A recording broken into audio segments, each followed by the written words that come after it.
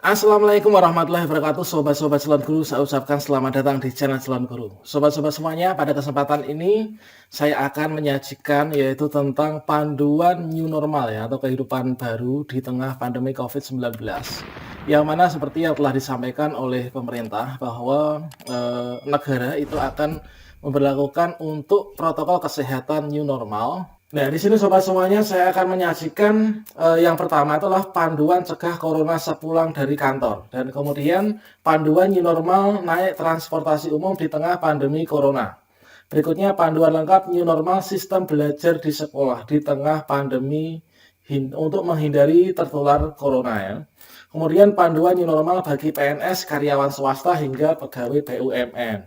Dan selanjutnya sobat semuanya, video yang saya sajikan ini adalah saya kutip dari berbagai macam sumber yang terdiri dari yang pertama kompas.com, yang kemudian adalah tribunnews.com, kemudian healthdetik.com. Bagaimanakah panduannya? Tonton video ini sampai selesai.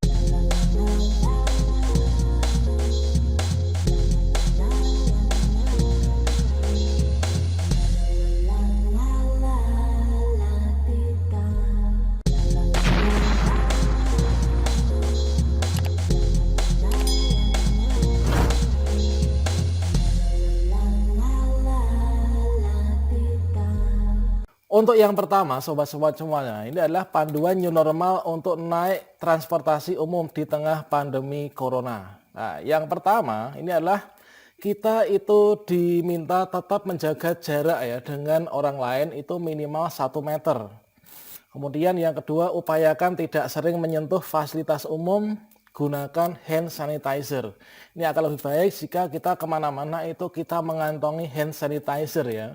Jadi setelah kita terpaksa memegang fasilitas umum, kemudian kita semprotkan hand sanitizer ke tangan kita gitu ya. Dan berikutnya sobat semuanya, gunakan helm sendiri jika menggunakan ojek online. Kemudian lagi, upayakan membayar secara non-tunai. Jika terpaksa memegang uang, gunakan hand sanitizer sesudahnya. Mengapa di sini kita itu disarankan untuk menggunakan uang non-tunai? Nah, dikarenakan kalau misalkan kita menggunakan uang tunai itu otomatis nanti akan memungkinkan, yaitu kita membayar, kalau uangnya besar tentunya akan menerima pengembalian gitu ya. Jadi kita disarankan untuk menggunakan uang non-tunai. Dan berikutnya, tidak menyentuh wajah atau mengucek mata ya dengan menggunakan tangan kita. Usahakan kita itu mencuci tangan dulu ya dan menyemprotnya dengan hand sanitizer. Kemudian menggunakan tisu yang bersih. Ini adalah jika terpaksa ya. Kemudian sobat semuanya, yang kedua ini adalah panduan cegah corona sepulang dari kantor. Bagaimana sih untuk panduan cegah corona sepulang dari kantor atau tempat kerja kita? Nah, ini adalah merujuk dari keputusan Menteri Kesehatan dan Pembina Keselamatan dan Kesehatan Kerja Jakpro. Berikutnya adalah panduan cegah penularan COVID-19 sepulang dari kantor dan saat tiba di rumah ya. Yang pertama ini adalah lepas masker dari bagian belakang. Nah, kemudian yang kedua, cuci tangan setelah melepas masker. Kemudian robek dan basahi sebelum membuang masker sekali pakai. Yang keempat, lepas dan simpan sepatu di luar rumah. Kemudian yang kelima, minta anggota keluarga untuk membuka pintu, jaga jarak, dan jangan sentuh mereka. Yang keenam, hindari menyentuh benda apapun, tidak bersandar di kursi ataupun di tempat tidur. Yang ketujuh, letakkan kunci, dompet, dan tas di tempat yang telah disediakan. Yang kedelapan, lepas jaket atau baju, rendam dengan deterjen. Yang kesembilan, segera mandi dan bersihkan badan yang terpapar udara luar dengan sabun dan sampo sobat semuanya. Yang kesepuluh, jika dirasa perlu, bersihkan kacamata, tas, atau handphone dengan menggunakan disinfektan ya. Kemudian untuk berikutnya, panduan lengkap new normal, sistem belajar di sekolah di tengah pandemi. Hindari tertular corona ya. Ini adalah kalau misalkan di lingkungan sekolah nih ya. Nah, ini adalah panduan new normal jika sekolah sudah masuk. Ini adalah mulai dari desain tempat duduk, kemudian hingga sistem belajarnya, sahabat semuanya.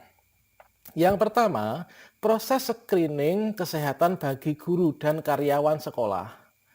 Nah, karyawan dengan obesitas, diabetes, penyakit jantung, paru, dan pembuluh darah, kehamilan, kanker, atau daya tahan tubuh yang lemah atau menurun, tidak disarankan untuk mengajar atau bekerja di sekolah. Yang kedua, screening zona lokasi tempat tinggal. Melakukan identifikasi zona tempat tinggal guru dan karyawan. Jika tinggal di zona merah, disarankan bekerja di lokasi sekolah dekat tempat tinggalnya. Yang ketiga, lakukan tes COVID-19. Nah, tes disarankan dengan metode RT-PCR sesuai standar WHO atau World Health Organization. Jika secara teknis terdapat keterbatasan biaya atau region, maka dapat dilakukan opsi pooling tes dengan jumlah sampel kurang dari 30. Yang keempat, guru dan karyawan yang telah lolos tahapan screening diberi tanda. Bagi guru dan karyawan yang telah lolos tahapan screening untuk COVID-19, maka dapat diberikan tanda ya di sini ya. Yang kelima adalah sosialisasi dengan cara virtual. Nah, seminggu sebelum kegiatan belajar mengajar diberlakukan, lakukan sosialisasi virtual pola baru ke orang tua, siswa, guru, dan staf sekolah. Yang keenam, atur waktu kegiatan belajar mengajar. Nah, waktu kegiatan belajar mengajar ini diatur agar tidak bersamaan dengan waktu padat lalu lintas dan dikurangi durasi sekolahnya gitu ya. Kemudian yang ketujuh, data dan cek kondisi. Guru kelas terpilih wajib mendata dan cek kondisi siswa dan orang tua siswa secara virtual sebagai screening awal. Siswa atau orang tua siswa yang sakit diberikan keringanan tetap belajar di rumah hingga dokter menentukan bahwa dia sudah sehat. Yang kedelapan, mengenai posisi duduk. Kira-kira bagaimana? Pengaturan posisi duduk di ruang kelas dan ruang guru minimal berjarak 1,5 meter atau 1,5 meter. Bila memungkinkan, pakai pembatas plastik. Guru tidak berpindah kelas ini yang ke-9 ini ya. Nah, guru kelas diupayakan tetap atau tidak berpindah kelas, tetap pada posisi kelasnya, tetap mengajar. Yang ke-10, tetap menjaga jarak. Guru tetap menjaga jarak dari siswa dan tidak mobile atau berpindah-pindah ya. Yang ke-11 ini adalah melakukan screening harian. Nah, screening harian sebelum berangkat untuk guru, siswa, dan karyawan lewat handphone. Jika suhu di atas 38 derajat, batuk, pilek, gangguan kulit, mata, muntah, diare, tidak selera makan, atau keluhan lain, maka janganlah ke sekolah. Fasilitasi kontak puskesmas, klinik, atau rumah sakit terdekat. Kemudian yang ke-12, tidak berkumpul.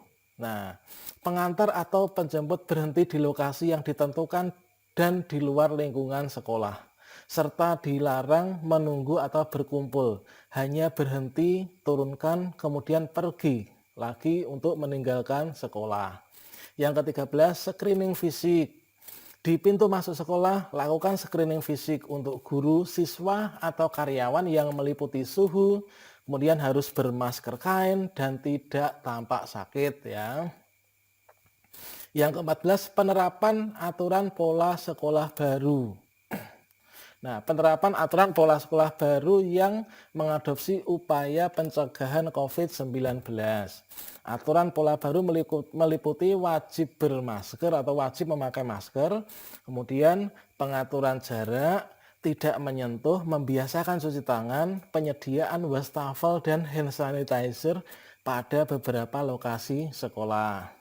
Selain itu, tidak ada pedagang luar atau kantin dan siswa dapat membawa bekal sendiri dari rumah. Yang ke-15, informasi pencegahan corona. Pemasangan informasi pencegahan COVID seperti di gerbang sekolah dan juga di ruang kelas. Yang ke-16 adalah tentang disinfektan. Menjaga kebersihan kelas, meja, dan kursi belajar dengan disinfektan setiap hari. Yang ke-17, tutup tempat bermain.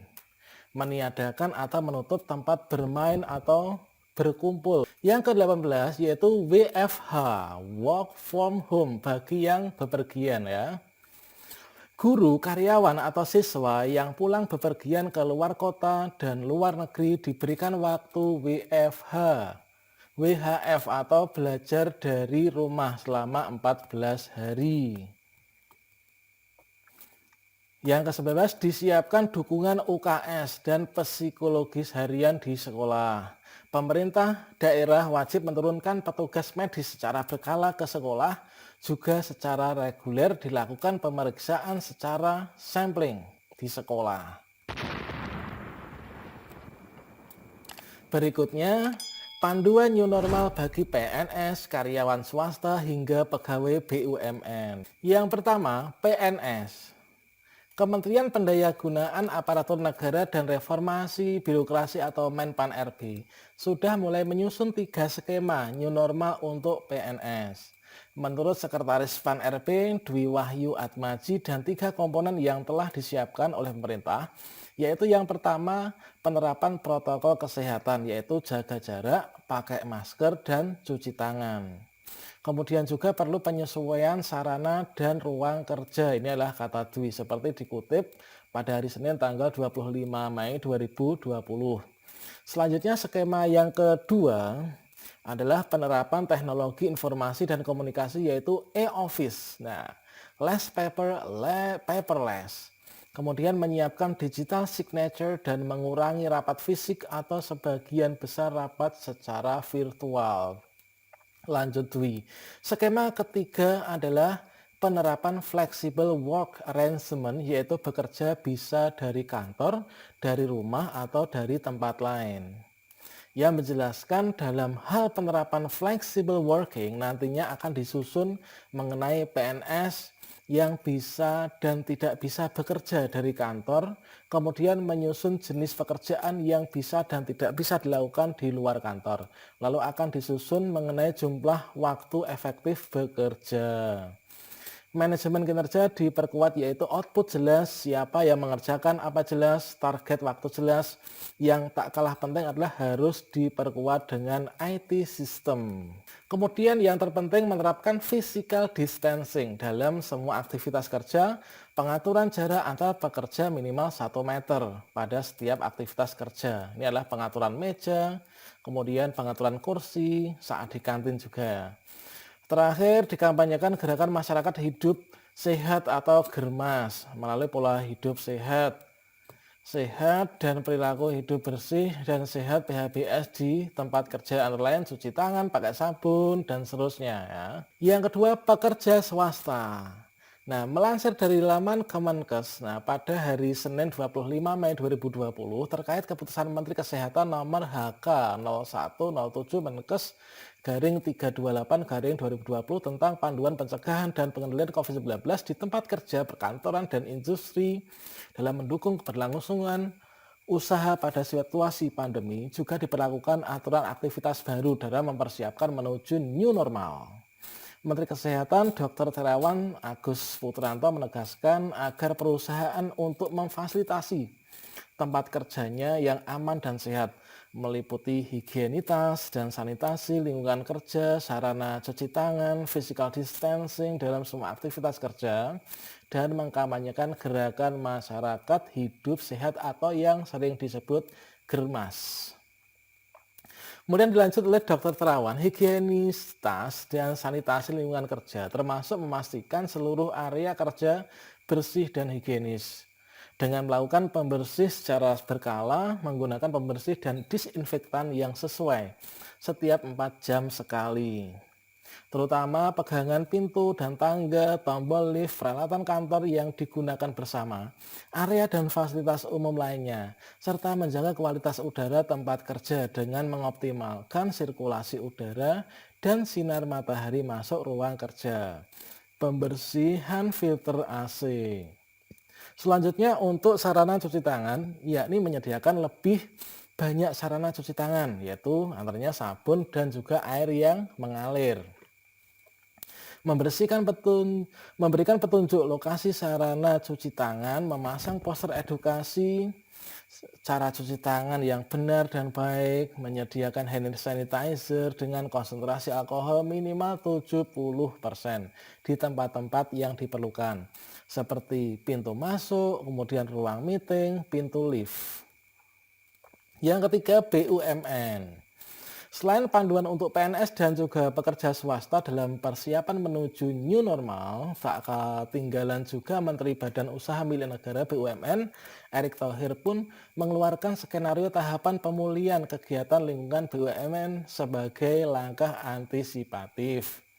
Hal itu tertuang dalam surat edaran Menteri BUMN nomor S336 MBU-05-2020 tanggal 15 Mei 2020 tentang antisipasi skenario new normal BUMN. Terdapat 5 fase pembukaan kegiatan BUMN secara bertahap, perlahan dan menerapkan protokol kesehatan dengan ketat. Berikutnya adalah penjelasannya ya. Untuk fase 1, pada tanggal 25 Mei 2020, di mana rilis protokol perlindungan karyawan, pelanggan, pemasok, mitra bisnis, dan stakeholder lainnya dikeluarkan. Lalu pegawai BUMN usia 45 tahun ke bawah kembali masuk kantor, sementara 45 tahun ke atas diperkenankan kerja dari rumah atau work from home. Lalu sektor industri dan jasa juga kembali dibuka secara terbatas. Pabrik, pengolahan, pembangkit hotel dibuka dengan sistem shifting dan pembatasan karyawan masuk. Mal belum diperbolehkan buka dan orang-orang dilarang untuk berkumpul. Fase 2 pada tanggal 1 Juni 2020, mal dan retail sudah boleh dibuka kembali dengan batasan jumlah pengunjung dan jam buka. Untuk restoran retail dan restoran hotel masih belum dibuka di sini. Kemudian dalam fase ini juga berkumpul boleh dilakukan di area outdoor atau di luar ruang dengan batasan jarak 2 meter dan kapasitas maksimal 20 orang saja. Untuk fase 3, yaitu 8 Juni 2020, tempat wisata sudah diperbolehkan buka kembali dengan layanan online dan pembatasan kontak fisik. Jumlah pengunjung dibatasi dan seluruh kegiatan harus sesuai dengan protokol kesehatan. Pada fase ini, institut pendidikan juga diperbolehkan dibuka kembali dengan pengaturan jumlah siswa serta jam masuk dengan sistem shifting juga sesuai dengan kapasitas ruangnya. Fase 4 yang jatuh pada tanggal 29 Juni 2020, seluruh kegiatan ekonomi mulai dibuka dengan catatan penambahan kapasitas operasi dengan protokol kesehatan super ketat dan mematuhi kriteria penyebaran pandemi masing-masing daerah. Pembukaan secara bertahap, restoran, kafe, fasilitas kesehatan tetap dengan protokol kesehatan yang ketat. Ini adalah sesuai dengan yang ditulis pada surat edaran tersebut. Tempat ibadah juga kembali dibuka, area outdoor tempat dapat dimanfaatkan untuk berkumpul serta mulai diterapkannya kembali perjalanan dinas sesuai prioritas dan urgensi saja. Fase 5 ini adalah 13 dan 20 Juli 2020. Lebih fokus pada evaluasi pembukaan kegiatan seluruh sektor menuju skala normal secara bertahap. Nah, namun menurut Deputi Bidang SDM, Teknologi dan Informasi Kementerian BUMN, Alex Dani memaparkan arahan Menteri Erick Thohir agar BUMN segera menyiapkan antisipasi menghadapi new normal tersebut merupakan skenario pemulihan kegiatan tersebut bukan sebuah jadwal paten saja, melainkan sebuah kajian. Layaknya sebuah pedoman umum, tidak ada kewajiban bagi yang ditujukan untuk mengikuti timeline jika memang ada beberapa faktor ya yang berbenturan, misalkan skenario kebijakan nasional atau mungkin aturan daerah yang secara periodik dan ini akan dievaluasi nantinya ya. Meskipun seperti itu, dengan adanya timeline skenario pemulihan new normal diharapkan pada awal Agustus 2020 operasional seluruh sektor menuju normal berjalan dengan baik dan tetap mempertahankan protokol kesehatan dan kebersihan yang ketat. Oke, demikianlah sobat-sobat semuanya terkait dengan panduan new normal untuk kedepannya. Semoga bermanfaat. Wassalamualaikum warahmatullahi wabarakatuh.